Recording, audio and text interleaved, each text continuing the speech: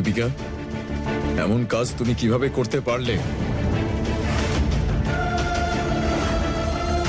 মডেলসদের lock করে কেন রাখলে? বলো দীপিকা, উত্তর দাও।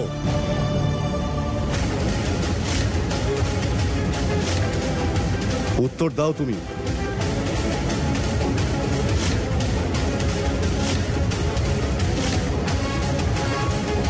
মা, উত্তর দাও। সত্যি তুমি এরকম করেছো? এ তো ভালো হয়েছে যে ফুল বৌমা সবকিছু সামলে নিয়েছে, না হলে কালকের দিনটা আমাদের বাড়ির এতদিনের ইতিহাসে সব থেকে খারাপ দিন হতো।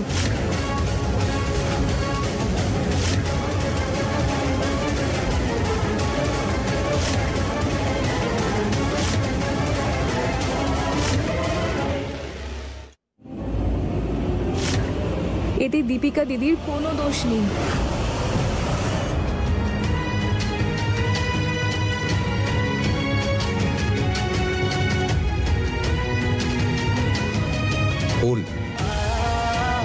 তুমি উঠে এলে কেন?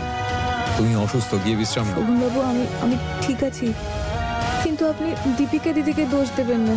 এতে দীপিকা দিদির কোনো দোষ নেই। শোভন বাবা,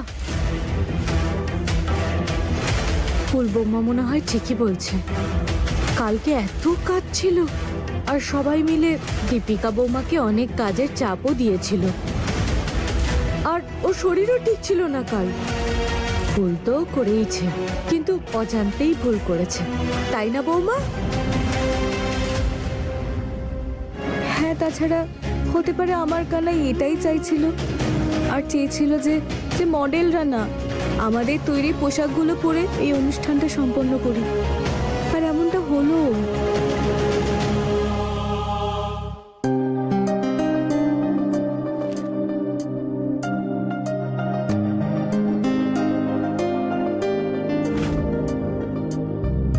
এগুলো কোত্থেকে এলো? স্যার, এক্ষুনি একজন এসেছিলেন, দিয়ে গেলেন, বললেন আপনাকে পরে ফোন করবেন। আমাদের ক্লায়েন্টের মেসেজ, ওনারাই পাঠিয়েছেন। কংগ্রাচুলেশনস মিস্টার শোভন, এটা হলো সেলিব্রেট করার সময়। আমাদের প্রেজেন্টেশনে সবাই খুব প্রশংসা করছে, আমরা ফেমাস হয়ে গেছি, স্পেশালি ইওর ওয়াইফ। নিউজ দেখুন।